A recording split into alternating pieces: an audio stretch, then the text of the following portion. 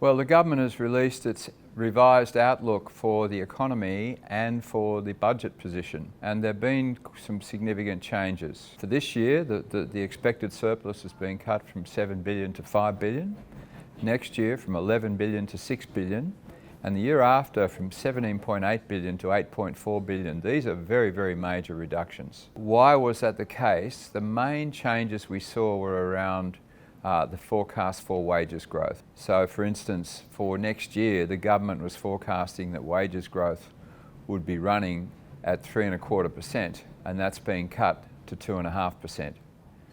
And even this year, they've cut the wages growth number from 2.75% to 2.5%.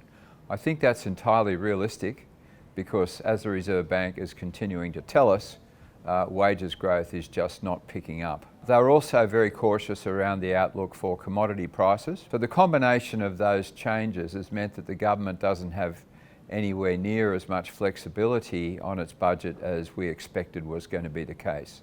So for instance, we've been strongly arguing that the government should bring forward the tax cuts that are legislated to begin in July 2022.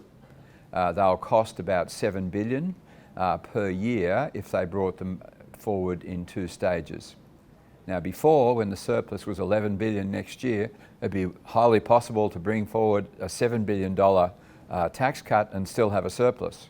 And before, when the surplus for the following year was $17.8 billion, that would also be highly possible to bring forward two tax cuts of $14 billion and still have a surplus. But now, of course, with those lower numbers, the surplus would disappear next year and would actually go into deficit the year after. So the government's got a big challenge on its hands as to whether it wants to give the economy much needed stimulus or whether it wants to stick with its surplus policies.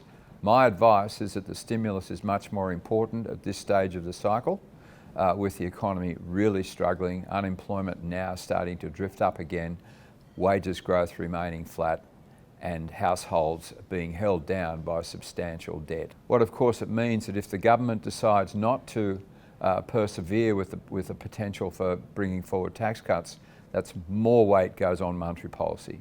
So our forecast that the Reserve Bank will cut the cash rate in February and then again in June down to an unbelievably low 0.25% and then adopt quantitative easing following that is still very much in play.